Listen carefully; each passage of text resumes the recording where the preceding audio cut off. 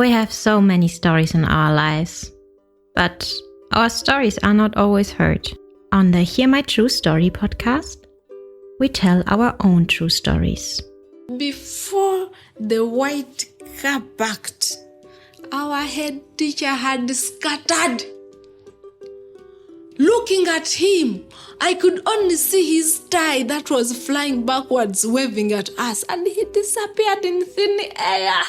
I want to share my life story. I want to share my voice with the people because I know that just a small joke I can tell through this podcast, it will make someone smile. When you ask me what I fear most in life, I would definitely respond to you and say it's fear itself. We are fighting for togetherness. We are fighting for equal rights. We are fighting to end injustice. You don't have to be a storyteller or writer because, guess what? Life writes the best stories. Hear my true story. In this episode, we share a true story from Henry Nathan Katongole, one of the true storytellers at the Hear My True Story project Kampala. I hope you enjoy his personal true story.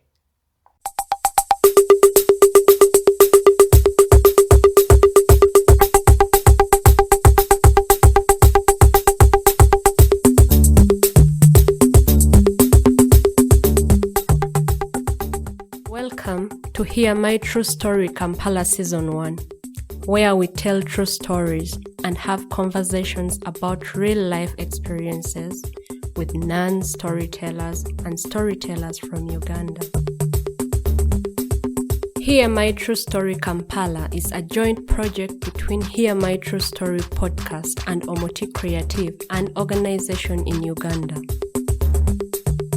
Omuti Kreativ is an arts organization that provides safe and free learning spaces for creative arts, educational support, and cultural exchange opportunities to children and youths in Uganda.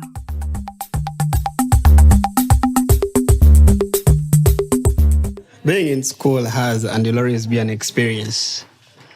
The early morning sirens that wake you up for morning prep and the very, very unavoidable evening preps later in the day that you usually spend asleep or dozing all through and doing nothing.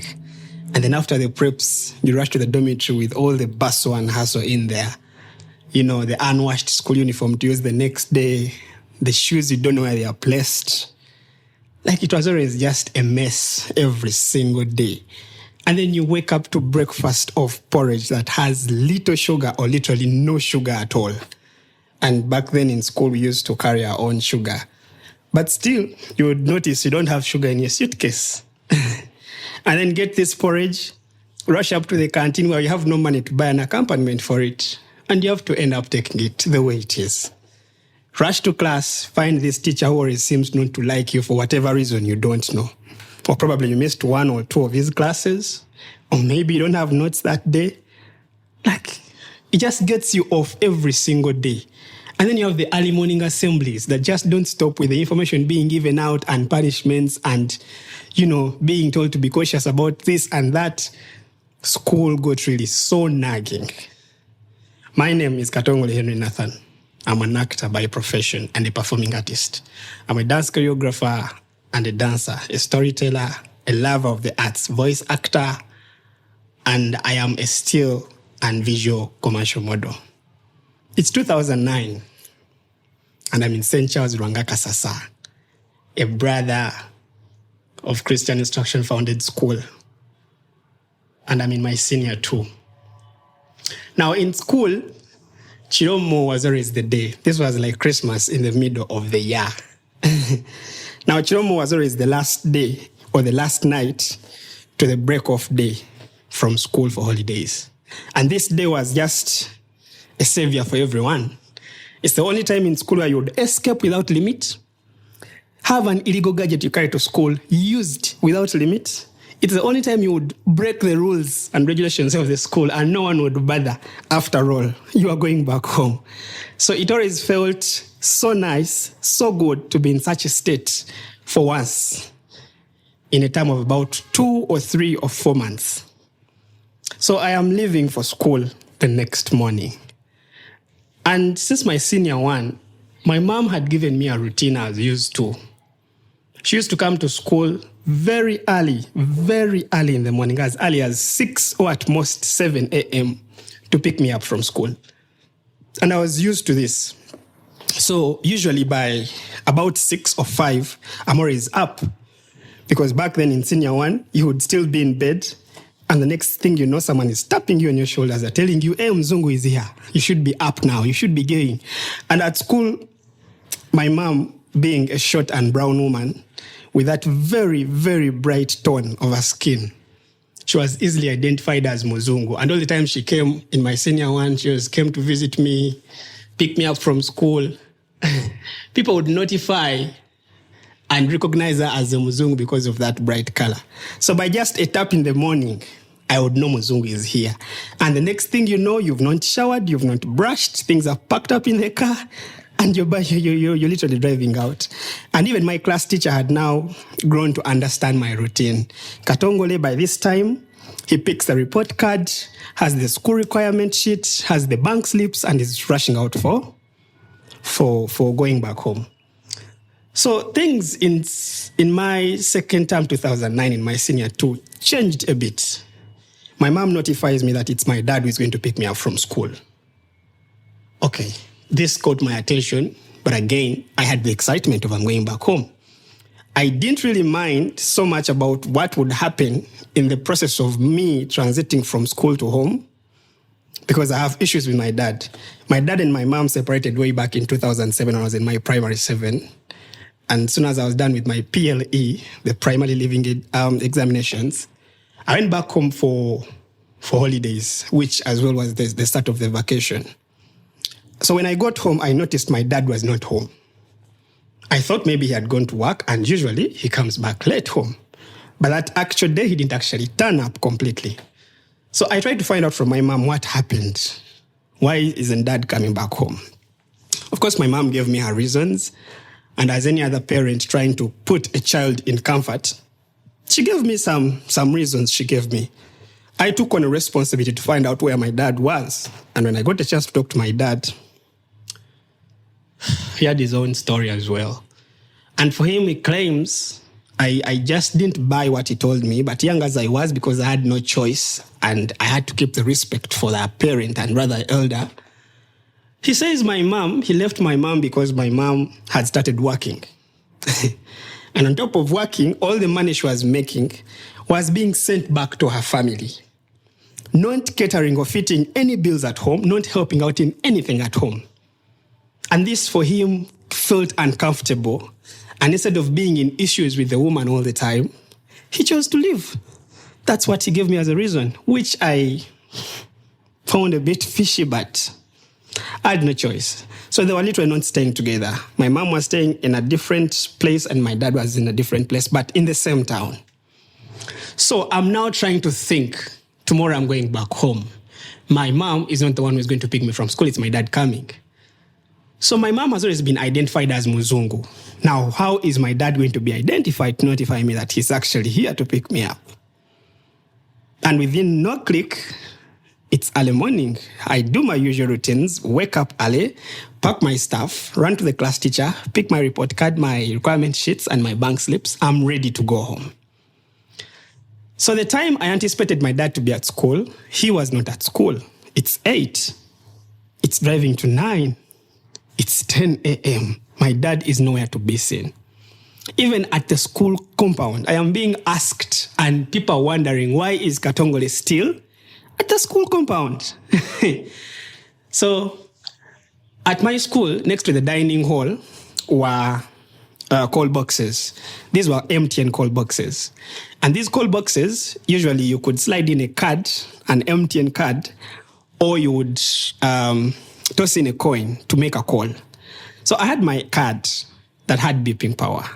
I slide this card into this call box, and I flash my mom. Luckily, she calls me back immediately. So I notify her about my dad's whereabouts. I thought he was briefed. I actually thought he knew what the routine has been. But it's now going to 11. I am not seeing my dad anywhere. And just right next to where I am having this conversation with my mom, opposite those call boxes, just at the entrance of the dining hall, is a school canteen. I already have issues with the canteen. Now, I am one person who grew up with bits of influence as any other adolescent. In school, we had guys who came from, of course, different backgrounds. And there's this one clique I used to hang out with from senior one. These guys had, we used to call it Chad at school. Cheddar, Chad, Mula. They had money. And having money meant going to a canteen, finding about 5 to 10 people lining up to buy, and just tell them, stop at whatever you're doing, I am catering for your bill.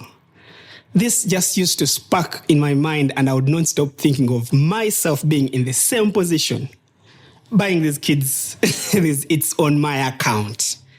And my dad never used to give me a lot of pocket money. So long as he had catered for the crucial school requirements, pocket money wasn't a point in his life. So he would literally give you about 5,000 at most. And then it was always my mom who used to, top up for me. She would give you about 50,000, or she would even give you 80 or even 100,000 sometimes, which could actually be a shock. So I grew a tendency of going to school, and what I would do with my car pocket money, I would place it to my school canteen account. So I could eat and fund people. Even if you want to eat what, I would just tell you, go to the canteen and say out my name banks. They'll give you what you want, So I used to eat all this money to zero, so much that I got trust with the canteen attendant that I would even eat dates, which of course I would probably clear around the visitation day.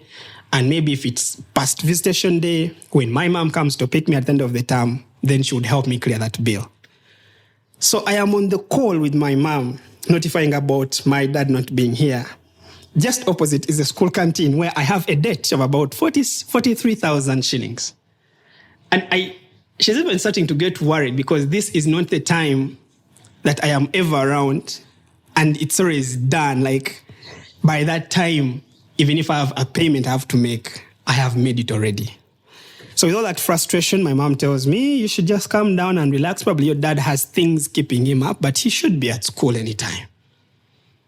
I relax a bit. With all my anger, I'm really hungry, I'm angry, I am confused. I just don't know what to do. I'm literally stranded. Everyone is almost getting off school campus. So at about 11 something, I notice a car coming in. Just next to the dining hall, when you sit out on the veranda, you would directly see the school gate. And it had these metal bars that have spaces in them. So you would literally see what's coming from the outside. So I notice a car coming in, and it's familiar. And on closer drive-in, it's my dad. I obviously have a slight relief, but my anger still stands, because this is just already out of hand.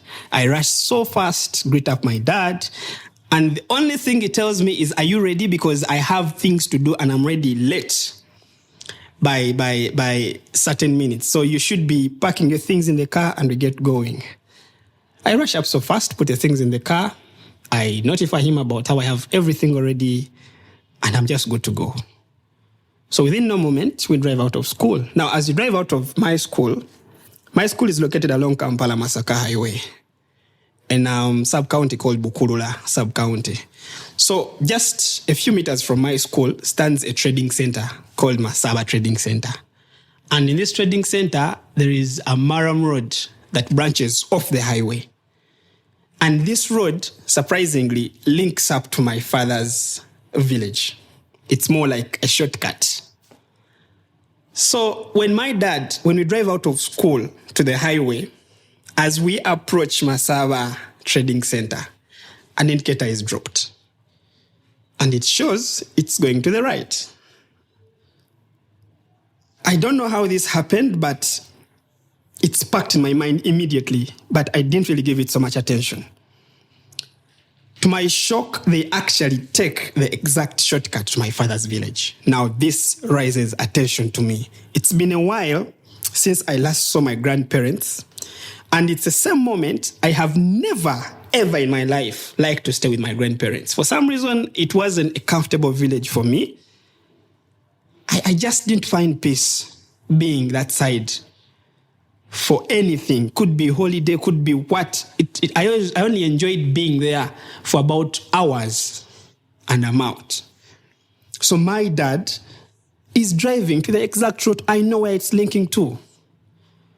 But on the other side, I have the comfort of maybe this is what he meant by he has other things to do. Probably this is what he had to fix. So for me, I find it an advantage. I'm hitting two birds with one stone. I have the adventure of going and seeing my grandparents once again. And from there, I'm going to run to my destination of just going home. Quite comfortable, quite uncomfortable. I have those mixed feelings, but the car could not stop. And within no moment, it was about a 30, 45-minute drive. We're in the village. We come out of the car, everyone is excited, everyone is happy. I'm so glad to see my grandparents. And I rush up to my grandfather. He was always my favorite on my dad's side. We meet my siblings, have a walk around. There's a favorite cow I used to love so much. I rush up to the kraal and make sure I even feed it. Like it's the adventure, it's just the fun for me. With all the happiness of at the end of the day, I'm going to be with my mom as well. So it's just a win-win for me. So time goes by. We were there at about noon, noon to 1, around there. We were in the village. So we kept around, it's 1, 2, 3, and about 4:30, 4:45, my dad is now waving off to leave because he presumes he wouldn't love to move past, or rather travel in night hours. So when I hear of us leaving, for me, this is now the spark. This is the time for me to go to my my real feast. So I rush so fast and take my back seat in the car, and I'm ready to sit. But as I'm seated, my daddy is coming out of the sitting room. He's taking the stairs down. He calls up my siblings. I'm hearing this. And he tells them, Eddie, mujeka ibintu ya Henry mubitwale mu nyumba. Get off Henry's stuff that I left with from school. Take them to the house. Okay, now, this is another shock for me. My suitcase only had my stuff that I use at school. It's not like I have clothes that I would keep up with if I was to stay there for a holiday. I do not have things to use. Even if it was Colgate, it was done. The time was gone. So I am now starting to think, if my stuff is going to stay here, then am I also staying? But with the comfort, I'm not yet told to go out, so probably, I don't know. He comes to my door. All this is running in my mind. He's just already on my door. And he tells me, come out. Before I say a thing, he tells me, you're going to stay here. I'll come back and pick you next weekend. Okay.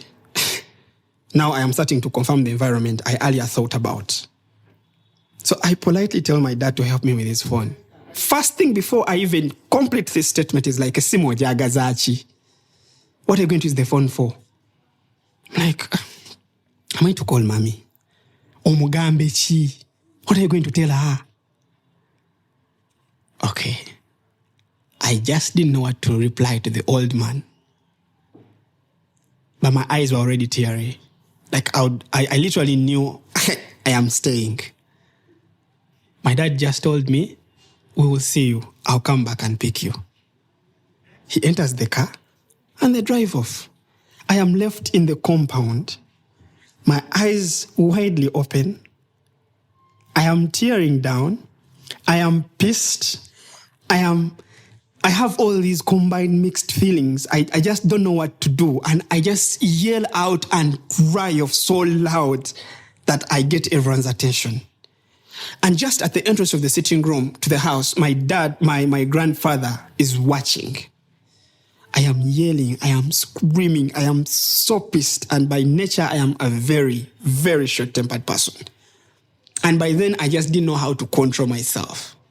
I made as extra noise as I can. My grandfather walked up to me, sat me down right in the compound. and told me, son, you should stop crying. It is just days. Your father is going to come back and pick you. You don't have to cry. You're going to go home. You're going to see your mom. You're going to be very happy. Just relax. Grandfather being my favorite person, I obviously, by natural call, I would obviously respond to this. Like I felt some bit of comfort because now it felt that someone cared for me. He walks me up to the sitting room and takes me direct to his bedroom. He still comforts me. He tells me everything will be fine. Before leaving school, when my dad had come, I told him about the issue of the date I had at the canteen. We had a slight exchange that wasn't nice. By the end of the day, he gave me the money out of his frustrations. I paid off a debt of 43,000 and I was left with 7,000. And I'm right here in the village. My dad has left me. I have my 7,000 in my wallet. In my grandfather's bedroom, I noticed his small phone just right at the bedside, the table. The phone is just placed there. So this tells me my dad didn't give me the phone to call my mom. I'm seeing a phone here. Straight up, I tell my grandfather, could you please help me with your phone? Mzee tells me, take your time. There is no credit. I said, no, it's fine. I can find a way. But if it's there that I can use it, then it's okay. He's like, it's okay. So with my 7K, I ran out of my grandfather's bedroom and go out. I call up my siblings and tell them, tell me a spot around here where I know we can eat whatever I want to eat. And by then, one of my favorite things I used to love eating was called kamonko. Now, kamonko is, it's some sort of fish. It's like the way you see, I think the catfish. But they used to fry it in oil and it would turn out a bit yellowish. And when you would eat it, it would feel like you're eating popcorn. Those last bits, there's a way they would just do it for you with the jaws and you just feel, I used to enjoy that so much. So my siblings lead me up to a trading center where we buy pancakes. And by then in the village, buying pancakes of just 500 shillings, that was a feast. I buy pancakes for them. I buy these chapatis are just dipped in oil. We eat. And on a time of decision to go back home, I drop off by the shop to buy airtime. Now, back then in Uganda, Airtel had not yet merged. We had Zain and we had Warid. These were separate telecommunication networks. And my grandfather was using our red line by then. And airtime, you would only buy a scratch card, which had about 11 numbers. So you would buy this scratch card of whichever amount, which used to be about 500 shillings, then 1,000, 2,000, and I think 5,000. So I buy a scratch card of just 500 shillings. You would scratch, get those numbers, fit them in the phone, or rather type them in, and that's when the credit would be loaded. So I go back home and load my scratch card of 500 shillings, and I call my mom. So I leave my grandfather's bedroom for comfort of discussion, and I ran to the sitting room to talk to my mom. Now on phone, bitter as I was, angry as I was, I started explaining to my mom how my father had been a very bad father that day. He came to school, picked me up very late from the time we agreed. On top of that, it was a hassle giving me the money that I had to pay for the debt, and yet my mom knew about this. After getting the money, he's forcefully taking me to the village where I am not interested. Not only that, he left me in the village with all my stuff, with nothing to use, not even a single coin. And on top of that, he's not even giving me space to talk to you. I tried to ask him to talk to you, and he was resistant for whatever reason, I don't know. At the end of the day, he dropped me up in this ugly forest I'm not even interested in staying in, you know? And my mom is telling me all the time to calm down and relax. Calm down. I'm going to find a way I can talk to your dad. I'm going to find a way we can sort this out. But whichever the case is, I'm going to find means to bring myself to the ground and pick you and also get to know what is going on. All this is happening. Little did I know, my grandmother was right behind me listening to the entire conversation. I didn't notice. This just didn't even cross my mind. I had this contained anger while I was reporting to my mom. But still, those hard whispers would, kind of go through. She was there, and I think she just proceeded to her bedroom and kept it at that.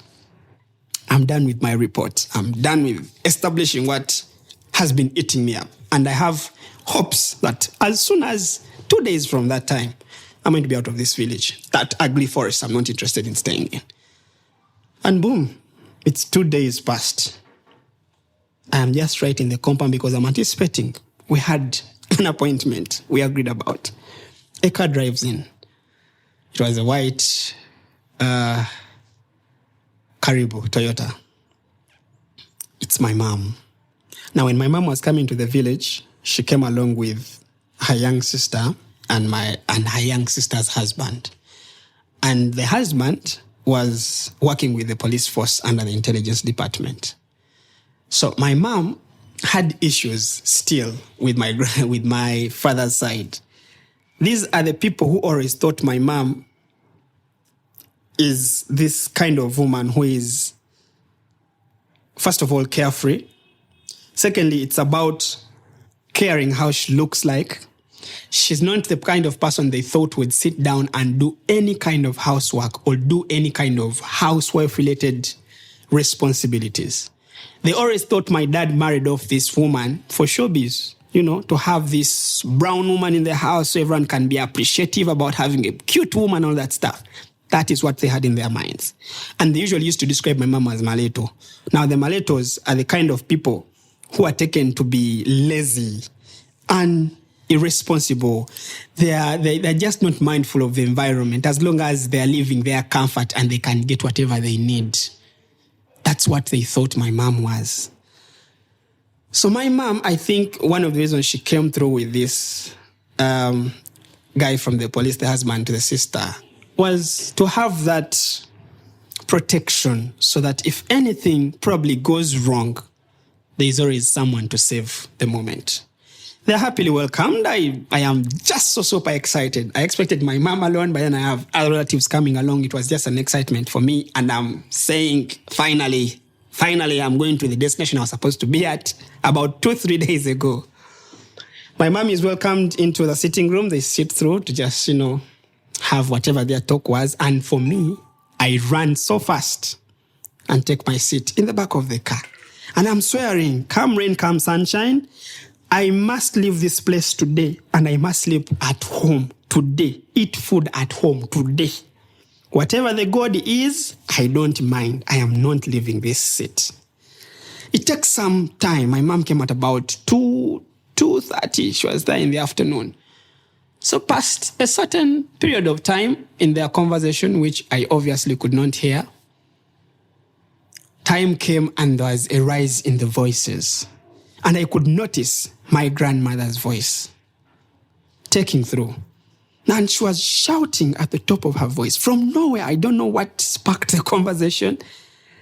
But she was like, omwana oyo, omwana wa Kyagulanyi mwetamiddwa ansobedde sikitegera butegeeze. Ne mulyoka mukuza omwana mu mpisa efaanana etyo, ne mulyoka mukuza omwana nga ye kwegamba akuze muwawa talina jadda.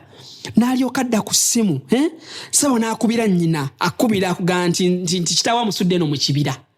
Kwegamba ye yagenza okulaba nga ffe tuli nkima, tuli nsolo. Omwana n'alyoka atuyita ensolo, n'alyoka ayita awaka wange ekibira, kwegamba ffe abeera tetuli bantu, totegeerekeka. She was just so angry and explaining how I had to call my mom and tell her my dad dropped me up in a forest. I literally called my father's village and his home in particular, a forest. And this just sparked so much anger for my grandmother. And my mom could not stop pleading and being sorry. Mama tusaba otusasire. Ono mwana muto, whatever the decisions his dad took, there was no consent to the boy. Okay, the boy is a child, fine. But he didn't even talk to me either. I'm also home expecting the child to come, but he could not appear.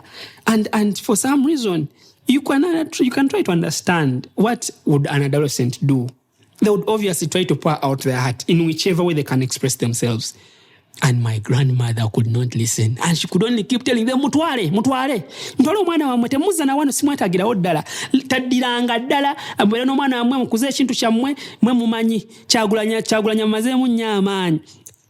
And all this is happening. My grandfather is just quiet, watching whatever is going on. The police officer, on the other hand, is watching whatever is going on. My aunt is just silent. So silent. So my grandfather tells them, Banange, this is getting out of hand. I need us to first look at two sides of this story. We have a child who has no consent about the decisions the father made. And we have a parent coming up for their child. And then we have a family issue within. I am suggesting, let the mother take the son. We are going to find means on how best we can talk to the husband and the wife who is here to make these things be in the right order. My mom suggests maybe I should even call the husband right here when everyone is listening on phone.